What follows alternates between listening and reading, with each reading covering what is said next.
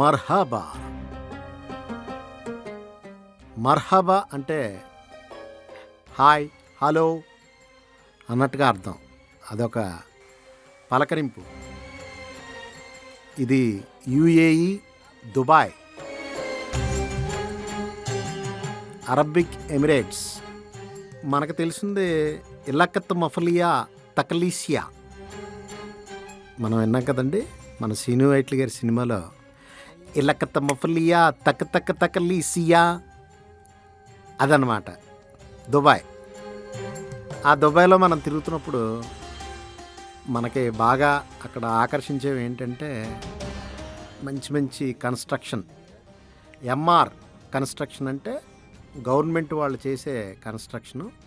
తర్వాత డీమ్యాక్, నాకు తెలిసి ఇంకా వేరే ఉండుంటాయి కానీ వెరీ మనం పర్టికులర్గా ఈ రెండు మాత్రం ఎక్కువ కనిపిస్తున్నాయి.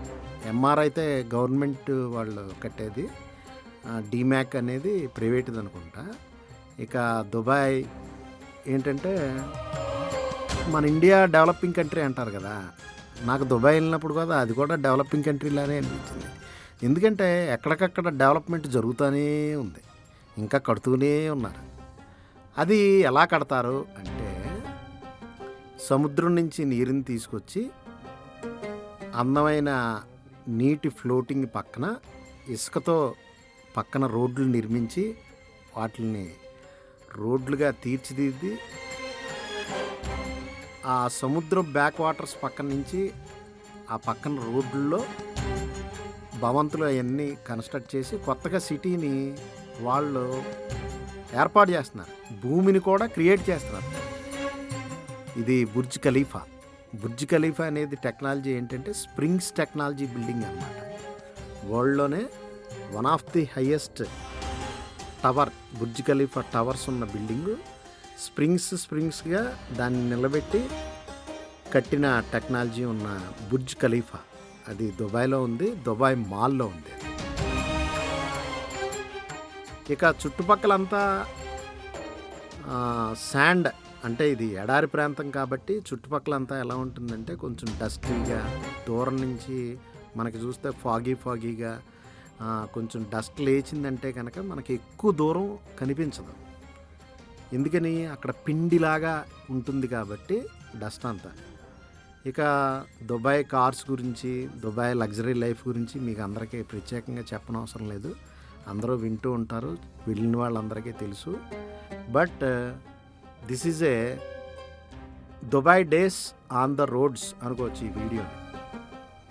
ఎలా మనం తిరుగుతున్నాం, అక్కడ కన్స్ట్రక్షన్స్ ఎలా ఉన్నాయంటే కొన్నాళ్ళు ఒక ఏరియాని పట్టుకుంటే ఇప్పుడు 1 టౌన్ 2 టౌన్ 3 టౌన్ అనుకుంటాం కదా మనం. అలా ఒక ఏరియాని పట్టుకుంటే వాళ్ళు ఒక ఏరియా అయిపోయిన తర్వాత ఇంకొకటి, ఒక ఏరియా అయిపోయిన తర్వాత ఇంకొకటి, ఆ ఎడారిని టోటల్గా ఈ కాంక్రీట్ జంగిల్లాగా చేసేసారు. టోటల్ కన్స్ట్రక్షన్ జరుగుతూనే ఉంటుంది. టోటల్ అక్కడ మంచి ఈ ఇట్లన్నిటిలో అందమైనటువంటి ఈవెంట్స్కి కానీ, దుబాయ్ లైఫ్ కానీ, ట్యాక్స్లెస్ కానీ, ఇవన్నీ కూడా ఎన్నో రకాల ఆ కింగ్ పరిపాలన ఇక్కడ.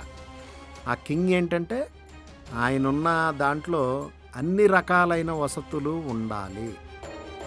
నీటి వసతు, గాలి వసతు, అవే కాకుండా ఈ ప్రపంచ దేశాల్లో ఉన్న హైలైట్స్ అంటే జంతువుల్లో ఇప్పుడు కంగారో అనేది ఆస్ట్రేలియాలో ఉందనుకోండి, దాని బ్రీడ్ని ఇక్కడికి తీసుకొచ్చి దాన్ని పెంచి దాని యొక్క బ్రీడ్ని ఇక్కడ కూడా మెయింటైన్ చేయటం, ఆ టెంపరేచర్ దానికి పెట్టి దానికి కావాల్సిన ఎన్విరాన్మెంట్ అంతా అక్కడ సృష్టించి దాన్ని బ్రీడింగ్ ఇక్కడ కూడా కంటిన్యూ చేయటం. అయినా వాటిని కూడా తీసుకొచ్చి వాటికి ఒక ప్రపంచం సృష్టించి, స్కీ దుబాయ్ అనే ప్రపంచం సృష్టించి దాంట్లో పెంగ్విన్స్ని కూడా బ్రీడింగ్కి వాటికి ఉపయోగించి అక్కడ మనం స్నో డైవింగ్ చేయొచ్చు, చుట్టూ తిరగచ్చు. అక్కడ పైన మనకి ఆ ఇండోర్లో -డిగ్రీస్లో ఉంటుందన్నమాట. ఇక మత్స్యజాతి అయితే అనేక రకాలు. ఇలా దుబాయ్ అనేది ఏంటంటే షేక్ మహమ్మద్ రషీద్ అనే కింగ్ గారు ఆయనకు వచ్చిన ఆలోచనలతో దుబాయ్ని ఇలాగా ద నెంబర్ 1 ఇన్ ద టూరిజంగా ఆయన ప్లాన్ చేసి తీసుకొచ్చారు. ఇది కొన్ని విషయాలు దుబాయ్ గురించి.